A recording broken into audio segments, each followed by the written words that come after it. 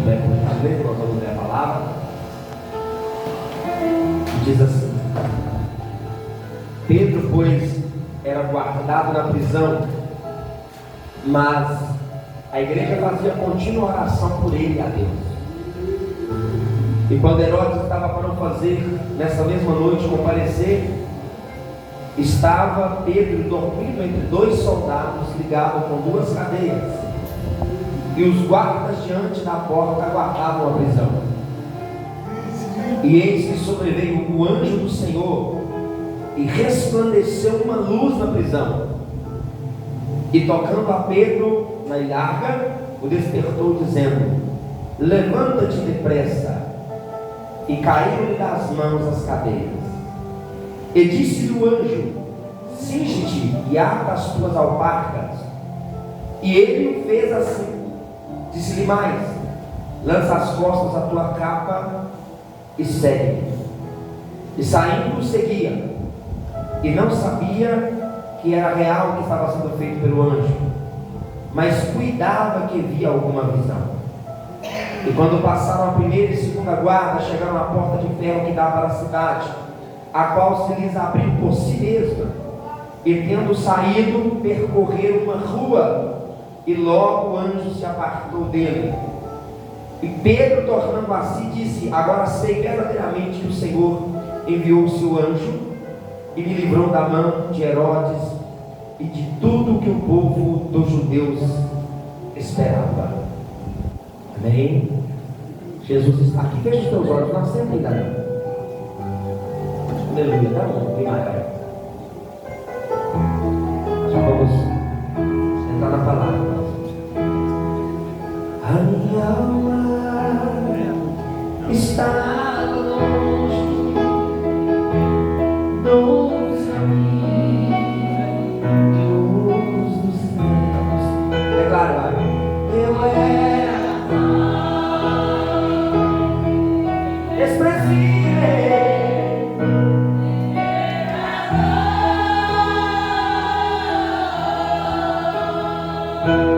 mas Jesus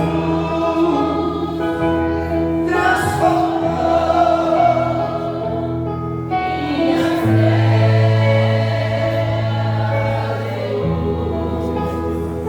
Manda-me estender as suas mãos. Para quê?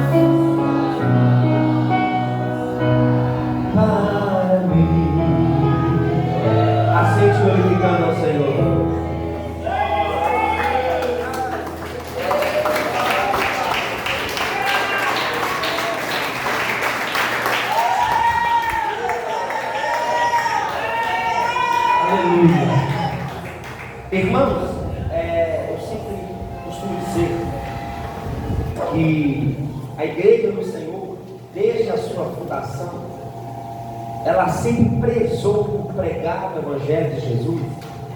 E o Evangelho de Jesus, ele é transformação. O Evangelho de Jesus é salvação de alma. O Evangelho de Jesus, ele é o amor. Ele é transformação do pecador em alguém liberto, livre, digamos, dos instintos humanos, carnais, e voltados para os instintos e ensinamentos espirituais, voltados para a necessidade da nossa alma, porque o corpo, a vontade humana pende para um lado, mas a nossa alma, o nosso espírito, ele tem desejo de estar perto de Deus. E a igreja, ao anunciar esse evangelho, ela consegue atingir a ferida da alma do homem. Ela consegue atingir a ferida do ser humano. E por fazer tal, a igreja acaba por ser odiada, por ser perseguida, por ser caluniada, por anunciar Jesus simplesmente. Isso desde o fundamento da igreja. Herodes era um rei que ele chegou a apresentar Tiago, você vai ler no segundo versículo. Ele matou a espada Tiago. E o povo judeu se agradou daquilo. Digamos que aplaudiram aquele feito. E Herodes, para sair bem na fita, né? Para ficar bem com o povo judeu, mandou prender Pedro, uma das lideranças principais da igreja da época. E ele esperava apenas que se passasse a Páscoa para apresentar também a Pedro, para lhe tirar a vida, ou quem sabe lhe humilhar, para que o povo pudesse aplaudir aquele ato. O que Herodes não contava é que, ao prender Pedro, ao prender aquele homem, havia uma igreja. Quem é a igreja do Senhor aqui? Deixa eu ver. Glória a Deus. Só meia dúzia. Quem é a igreja de Jesus? Quando o irmão foi perseguido, aprisionado, para ser apresentado como levado à morte, a igreja se reuniu. A igreja não se reuniu para falar mal dele, porque ele estava numa situação difícil. A igreja não se reuniu para pegar pedras em sua mão e apedrejar o irmão.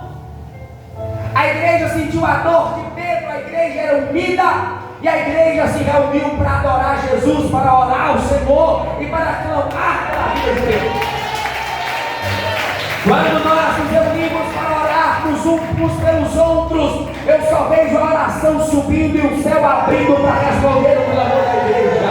Quando a igreja se reúne em um propósito só, não tem muralha, não tem barreira, não tem rei, não tem presidente, não tem autoridade para vencer. O clamor de uma oração, aleluia, o clamor e a oração respondida por Jesus. E vou dizer, se essa igreja ainda ora, Jesus ainda responde. Se essa igreja ainda clama, Jesus ainda age. Se essa igreja ainda clama, Jesus ainda opera. O que nos torna fraco é quando a gente se desune. O que nos torna fraco é quando a gente deixa de amar o próximo, de orar uns pelos outros, de sentir a dor uns dos outros. Isso nos torna pessoas individualizadas, nos torna as pessoas fracas. O evangelho é forte quando a igreja une. O evangelho é forte quando a igreja dá a mama. O evangelho é forte quando a gente tem um propósito só. E se essa igreja ainda tiver propósito, nada prevalecerá contra ela. As portas do inferno nada prevalecerá contra a igreja de Deus.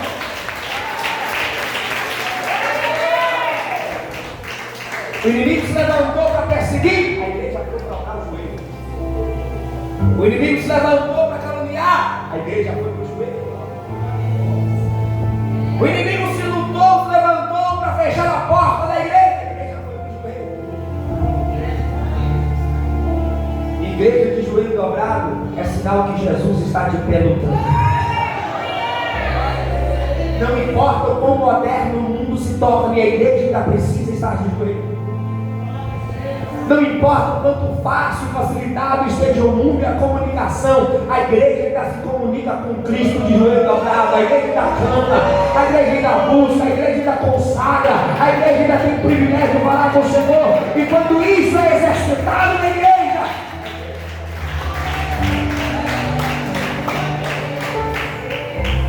Pedro aprisionado e a igreja clamada. O rei não sabia da força dessa igreja.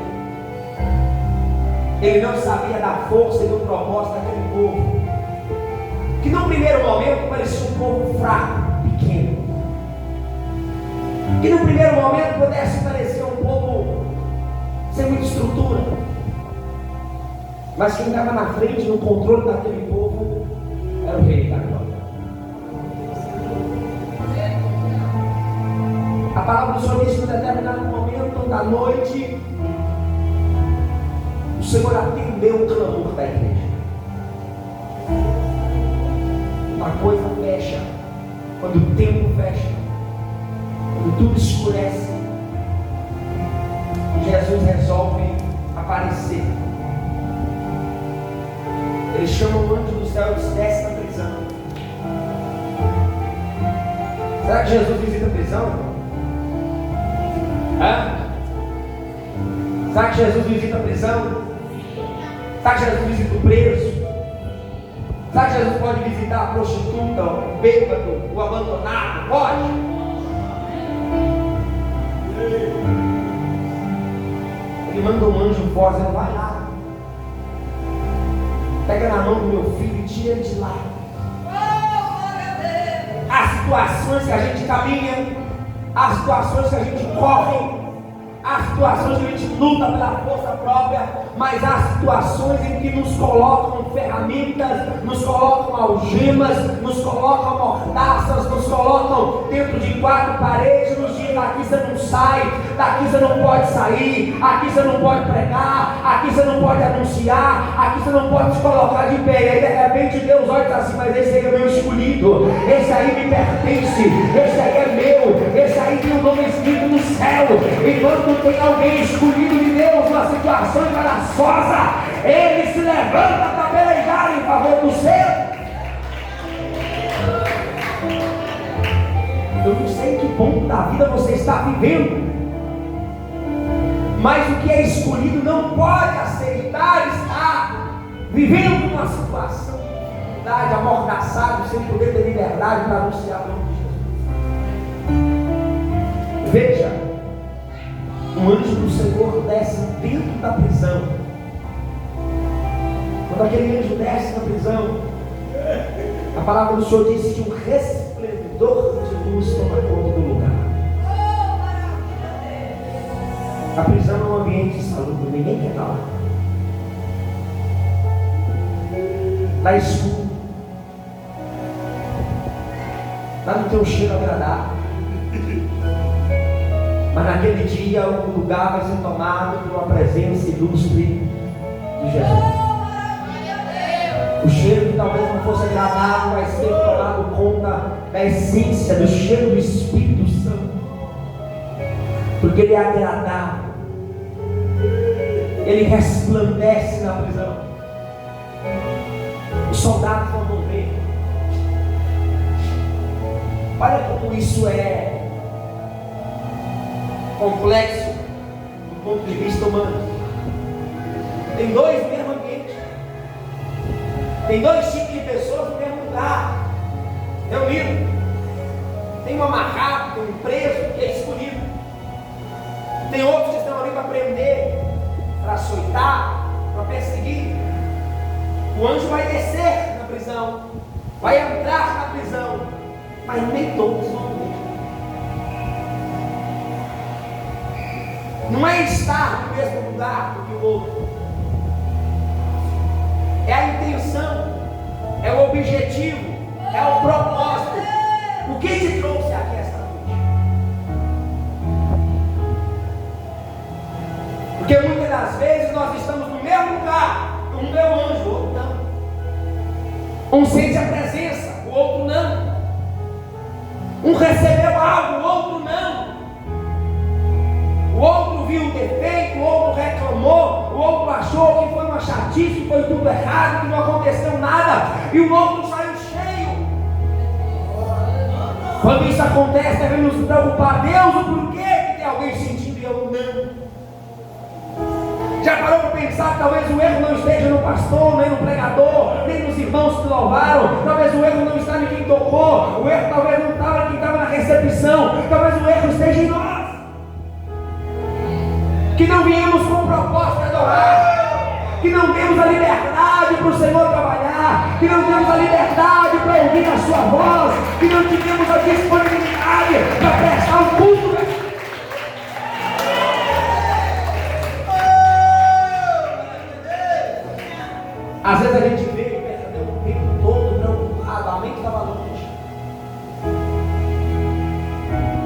Às vezes ele sentou na cadeira, mas não teve a preocupação de dizer assim: Jesus está doente. Eu preciso reverenciar Jesus. Eu quero contemplá-lo. Eu quero sentir de perto a presença dele. E aquele que tem comunhão sente, irmão, a presença do Senhor quando ela chega no lugar. Ele sentiu. E o anjo lhe tocou dizendo: desperta. Olha o despertamento. Levanta. Ele levantou meio sem entender o que estava acontecendo, imaginando estar vindo uma visão. Eu vou pensar, eu vou imaginar que de tão maravilhosa que era a situação, de uma luz resplandecendo dentro daquele ambiente, da paz que ele estava sentindo no meio daquela prisão, da presença gloriosa que ele estava sentindo naquele lugar, que ele imaginou. Só pode ter uma visão. Que às vezes você está no meio da luta, tudo acorrentado, tudo trancado, tudo parecendo errado, mas de repente o Senhor consegue te apaziguar, te dar paz, te dar tranquilidade, no mesmo lugar onde ninguém sentia aquela paz. De repente você está no meio de um turbilhão de luta, de dificuldade, e ainda assim a presença do Senhor consegue te trazer uma paz maravilhosa, que você consegue pensar consigo mesmo: eu só posso estar tendo uma visão, eu só posso estar vivendo um sonho, porque o que Deus está fazendo comigo é coisa que não se explica, é coisa que a gente apenas contempla com o olhar espiritual, e às vezes é o que está acontecendo. Vou perguntar quem ainda tem visão espiritual de Jesus. Deixa eu ver. Quem sabe você ainda consegue contemplar a mão do Senhor te sustentando? Quem sabe você ainda consegue contemplar a mão do Senhor trabalhando por você no meio da dificuldade? Quem sabe você tem a visão e sensibilidade para conseguir meditar no Jesus está prometido?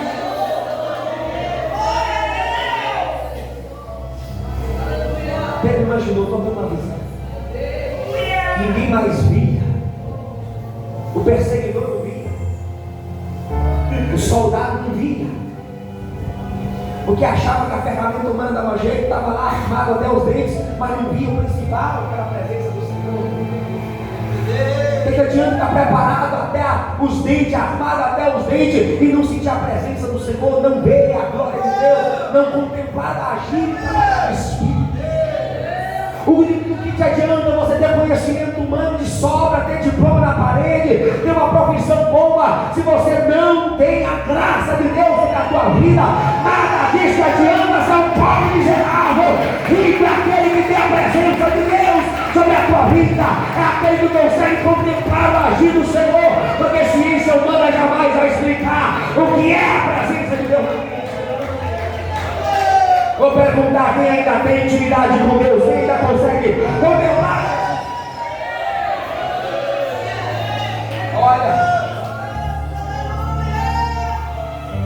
o anjo despertou dizendo assim: ó, filho, pega a capa, pega a tua sandália, a calça, vamos sair daqui, me segue pelo caminho. Você pode ter essa visão de ficar: não, se eu estou aqui mesmo, vou ficar, não aguento mais caminhar, e começar a reclamar a vida toda, porque o que mais tem ultimamente a gente reclamou. Nós estamos virando pessoas reclamando. A gente reclama de tudo está difícil, tudo difícil. Esse dia nós tivemos um culto de aniversário da igreja, os irmãos anunciando como é que foi o início da igreja. De pé, sai de distâncias longas, no meio do mar, culto embaixo da água. Enquanto criança, ainda lembra, nós pegávamos uma caravana e ia, não tinha ônibus, a gente ia nem caminhando, sentado naquelas tapas, às vezes tomava chuva no meio do caminho, o povo ia numa alegria, coisa que era. E hoje, às vezes, você marca uma concentração, coloca um ônibus na porta da igreja, de graça, o povo quer. Mas reclama. A gente quer às vezes seguir os nossos próprios caminhos, e o anjo está dizendo: me segue. Jesus está dizendo: me siga. Irmão, se seguir Jesus não tem erro. Se seguir Jesus não passa vergonha. Se seguir Jesus não é desamparado. Seguir Jesus é sinal de que você será honrado e chegará onde verdadeiramente importa. Então siga Jesus. Jesus, Ele é o caminho, a verdade e a vida. É Ele quem vai conduzir você pelo caminho da liberdade. Se seguir Jesus não vai ter porta fechada. Se seguir Jesus não vai ter soldado no caminho. Ele vai livrando, Ele vai dando vitória, Ele vai mostrando a saída. Levanta a mão da glória.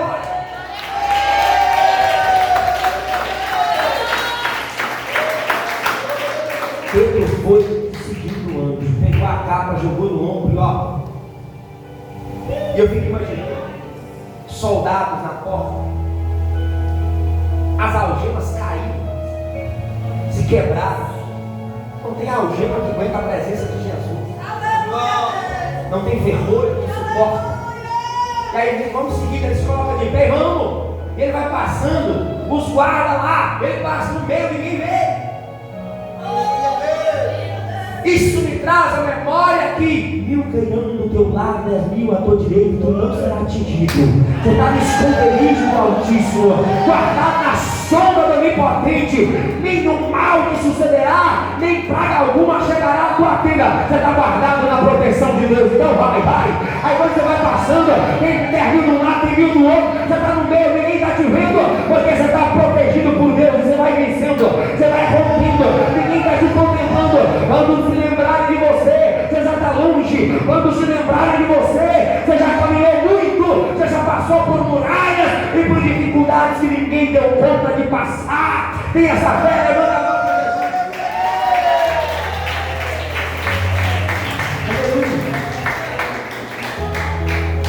E ele vai passando, primeira guarda, primeira, segunda.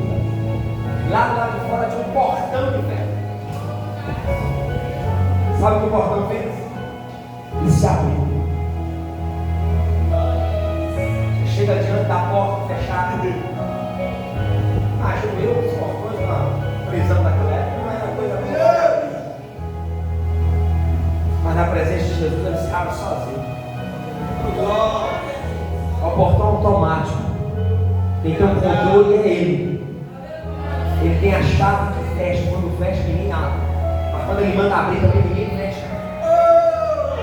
Está fechada a situação, a porta está fechada, está travada. Peça Jesus para ir na frente, dizendo: Jesus, abre o caminho, porque eu preciso passar. Agora também é preciso saber que a consciência. Será que Jesus quer que você baixe essa porta? Você está tendo bater nela? Busque esse conhecimento, esse discernimento de Deus. O anjo está dizendo: me siga. O caminho não era o caminho de Pedro, era o caminho do anjo.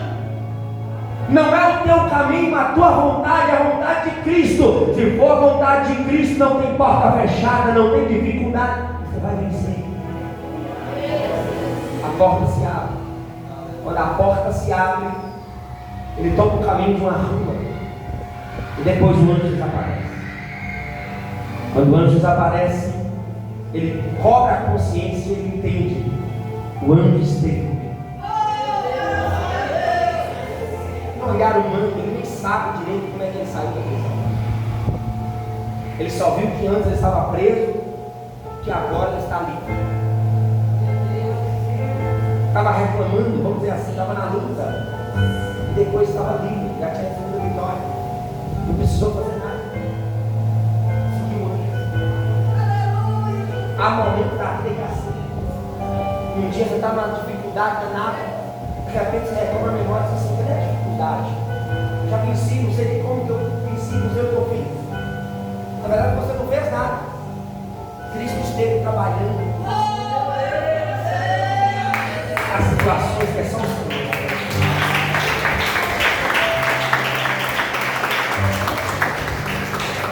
Para finalizar, o Senhor é aquele que cuida. Ele zela de você. Mesmo que tudo parecer fechado, trancado, acorrentado, ele tem uma porta para você passar por ela. Ele tem um caminho que ele quer que você tenha. Confia no Senhor. Está difícil, eu sei que está. Não está fácil para ninguém. Mas com Cristo, as dificuldades se tornam mais brancas. Herodes está procurando Pedro até hoje. Tivesse morrido. Porque o Senhor disse assim: não, esse aqui é meu. Você não toca nele, não. Fica de pé.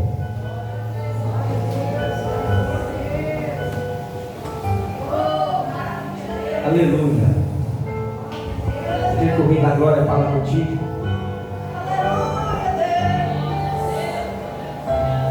Só, glória a Deus. Levante a mão para o céu. Quando todos os meus sonhos já não cabem mais em mim, quando o céu está e parece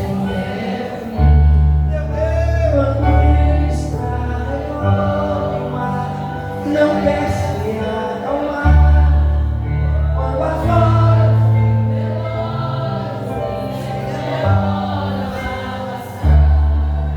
muitas vezes não consigo os teus planos correres, mas prefiro confiar em ti.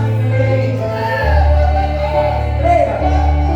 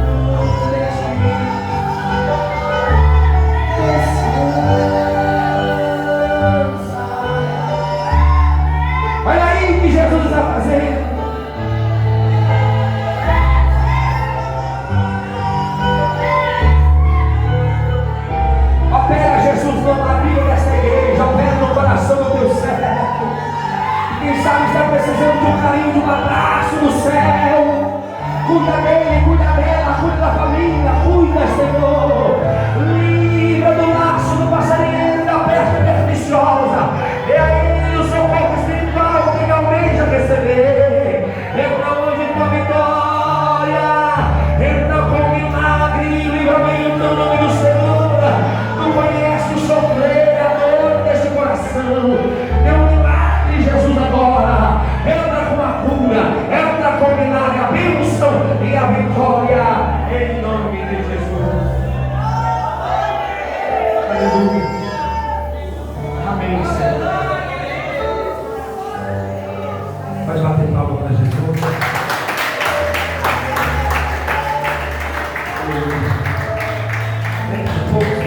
vamos finalizar. Mas eu quero orar